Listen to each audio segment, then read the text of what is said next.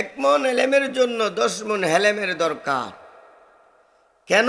শুধু আলেম হইলে চলে না, একটা উসুল আছে, ইখতালিফুল আহকামু বিইখতিলাফিজ জামান। জামানা পরিবর্তনের কারণে কিছু বিধি বিধানে পরিবর্তন এসে যায়। 1995 সালে যখন আমি করাচিতে ছিলাম, আগেও বলছি কথা, সমস্ত মুফতিরা ফতোয়া দিছে মহিলা মাদ্রাসা হারাম, জায়েজ না। 18টা দলিল আমরা মুখস্থ করাইছি।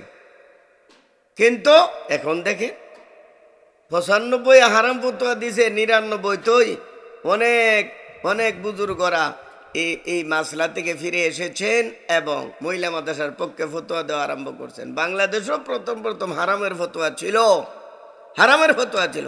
এখন বলেন যে মহিলা মাদ্রাসাকে হারাম বলবে এমন কেউ আছে কি না? ঠিক তেমনই ভাবে ভাই, যে মহিলাদেরকে জামাতে তারাবির নামাজ পড়া, আসলে তারাবি তো উদ্দেশ্য না, তারাবি না, জুম্মার নামাজ, জুম্মা তো ফরজ, 5 ওয়াক্ত নামাজ ফরজ। আমি বলি না যে ফরজ নামাজের লাগি মসজিদও যাও, জায়েজ না। জুম্মার নামাজের জন্য মসজিদে যাও, জায়েজ না। কেন? তোমার উপর জুম্মা ফরজ হই না? 5 ওয়াক্ত নামাজ, 5 ওয়াক্ত নামাজ মসজিদে গিয়ে জমাতে নামাজ পড়লে তোমার জন্য অতিরিক্ত সওয়াবই হবে না। অথচ হাদিস শরীফের মধ্যে আছে ঘরের ভিতরে বললে তোমার জন্য সওয়াব বেশি হবে। এই জন্য 5 ওয়াক্ত নামাজের জন্য যাওয়া জায়েজ না, এবং জুম্মার জন্য মসজিদে যাওয়া জায়েজ না। যাও না, কিন্তু একটু খেয়াল করেন, খতমে তারাবির জন্য অবশ্যই অনুমতি দিতে হবে, খতমে তারাবির জন্য ব্যবস্থা করতে হবে। কারণটা আগে বুঝেন। নাজায়েজ যারা বলে তারা শুধু একটা হাদিস, মানে আমাদের ফুকায়ে কেরাম বলছেন ফরজ নামাজের জন্য অথবা ওই জুম্মার জন্য যাইতে পারবে না। একটা হাদিস আছে বুখারী শরীফের হাদিস, 269 হাদিসের সিরিয়ালটা। আয়েশা সিদ্দিকা বলেন, লাউ আদরাকা রাসূলুল্লাহ সাল্লাল্লাহু আলাইহি ওয়াসাল্লাম মা আহদাসান নিসাউ লামা নাহুন্না কামা মুনিয়াত নিসাউ বনি ইসরাঈল কুলতু লি আমরাতা আও মুনিনা কালাত নাম। এখানে আয়েশা সিদ্দিকা বলেন রাদিয়াল্লাহু তাআলা আনহা, নবী যদি দেখতেন যে মহিলারা যে আকাম কুকাম বেপরদা আরম্ভ করছে, মসজিদে যাওয়া নিষেধ করে দিতেন, এই যেমন ভাবে বনি ইসরায়েলের মহিলাদেরকে নিষেধ করা হয়েছিল। যাই হোক, এই হাদিসকে সামনে রেখে ফিতনার ভয়ে 5 ওয়াক্ত নামাজ প্লাস জুম্মার জন্য যাওয়া জায়েজ না, এটা আহনাফের সর্বসম্মতিক্রমে ফতোয়া। কিন্তু খতমে তারাবির জন্য বেশি দূরে যেতে হয় না, আমার উঠানে পড়বো, আমার শাশি, আমার বাবি, আমার যে গোষ্ঠীর, আমার যে পাইলা যারকে বলে, আমার পাইলার খাওয়াইয়া যারা আছে গোষ্ঠীর রক্তের, উঠানের মধ্যে যদি 2 জন হাফেজকে রাখা হয়, আমার বাতিজা হাফেজ, আমার 2 বাতিজা 2 জন হাফেজ হয়ে গেছে মাশাআল্লাহ। আমার বাড়িতে কোনো একটা হাফেজ ছিল না, এখন হিসাব করলে 6-7 জন হাফেজ হয়ে গেছে গা।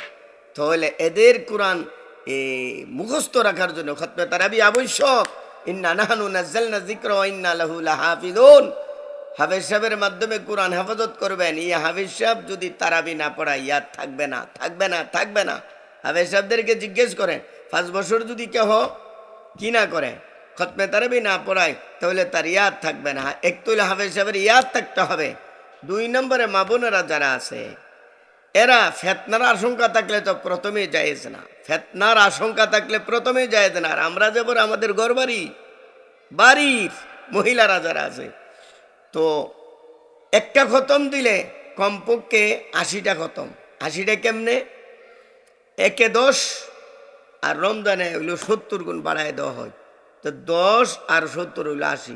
আবার 1 এ 10, রমজানে 70 গুণ বাড়া, 70টা যদি 10 দ্বারা গুণ দিতে হইবে 700। একটা খতম যদি খতমে কোরআন তারাবির মধ্যে দেওয়া হয় 700 বার, 70 থেকে 80 এবং 80 থেকে 700 কোরআন খতমের সওয়াব মা বোনেরা পেয়ে যাবে, পুরুষরাও পাবে। পুরুষরা তো মসজিদ গিয়ে পড়তে পারে, মহিলারা দূরের মসজিদে যাওয়া তো জায়েজ না রাতের অন্ধকারে। নিজের বাড়িতে, নিজের ঘরে, হ্যাঁ নিজের ঘরে উঠানের মধ্যে পড়োশি যারা আছে, একজনের ছেলে হাফেজ হয়ে গেছে গা, তার মাও থাকবে, তার বোন থাকবে, এখানে খতমে তারাবির দ্বারা একতুল হাফেজ সাহেবের ইয়াদ মজবুত হয়ে যাবে। নাম্বার 2, পিছনে যারা পড়ল 70, 80 এবং 700 কোরআন শরীফের খতমের সওয়াব তারা পাইল। এটা জায়েজ। অনেক জায়গার মধ্যে অনেক মৌলবীরা বলে জায়েজ না, জায়েজ না। আল্লাহর রাস্তে কিছু কি করো, দলিলগুলো দেখো, দলিলের অভাব নাই, দলিলের অভাব নাই। দলিলগুলো পড়ো ইনশাল্লাহ। আর দলিল যদি আলোচনার মধ্যে এত দলিল দেওয়া সুযোগও থাকে না। দলিলের প্রয়োজন হলে আসো, কমপক্ষে 10টা কিতাবের এমন কিতাব যে কিতাবকে অস্বীকার করার সুযোগ নাই। যেমন নাকি বাহারুর রায়েক আছে, ফতোয়ায়ে শামি আছে, হাসিয়াতুত তাতাফি, খুলাসাতুল ফাতাওয়া, ফতোয়ায়ে নওয়াজ, ফতোয়ায়ে হিন্দিয়া, শররু কিতাবিন নিকায়া, এমনকি ফতোয়ায়ে দারুল উলুম দেওবন্দের মধ্যে আছে। फतवा दारुल उलूम देवबंद मध्य से घर में औरतों के साथ जमात करना जायज़ है या ना। बेश्ती जवर के हिस्सा 11 में है कि मर्द को सिर्फ औरतों की इमामत ऐसी जगह मकरू तारिमी है। पुरुषे जे महिलादेर इमामती करबे शुधु ओई जायगार मध्य मकरू तारिमी, जहाँ कोई मर्द ना हो। माने इमाम साहेब खारज इमाम साहेबेर लोक आर केउ नाई, बा इमाम साहेबेर मुक्तादिर मध्य तार कोनो महराम नाई, ना कोई महराम औरत मिसले माँ बहन के हो।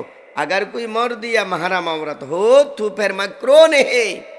फतवाए दारुल उलूम देव যদি তার সাথে কোনো একজন থাকে, হাফেজ সাহেব দুইজন হলেই চলে, অথবা হাফেজ সাহেব একজন আছে কিন্তু পিছনে তার বোন আছে, তার মা আছে, তার মা বা মাহারাম আছে, তখন মাকরুহ হবে না। তো বেহেশতি জওহরের মধ্যে এই মাসলাটা এইভাবে লেখা হয়েছে। দারুল উলুম দেওবন্দে এটাকে জাস্টিফাই করার জন্য, যাচাই করার জন্য প্রশ্ন করছে। তো উত্তর দিয়া বলেন जो बेहेशती ज़बर इससे यज़दोम से मसला नकल किया है बस ये भी सही है। फतवा दारुल उलूम देवबंद 3 নম্বর খণ্ড 46 পৃষ্ঠা। সার কথা যতগুলো দলিল দিলাম, হ্যাঁ বেশি দূরে হলে হবে না। একটা রাস্তা পরিমাণ যদি মসজিদ থেকে দূরে 4-5 হাত দূরে যদি হয়, একটা নহর রাস্তার কথা বলছে ফিকহের কিতাবের মধ্যে 6, 7, 8, 8, 9 হাত বা এমনকি 10 হাত দূরে যদি হয়, তবে 10 হাত দূরে মসজিদ থেকে 8, 9 হাত দূরে একটা কামরা আছে, কামরার মধ্যে পিছনের দিকে মহিলারা যদি একতেদা করে, অথবা তার উঠানের মধ্যে হাফেজ সাহেব সামনে বড় পর্দা দিয়া দিছে, পর্দা লঙ্ঘন হচ্ছে না, পিছনে মহিলারা হাফেজ সাহেবের লগে একজন লোক আছে, অথবা একজন লোক নাই, হাফেজ সাহেবের মা আছে, মুক্তাদি জায়েজ আছে।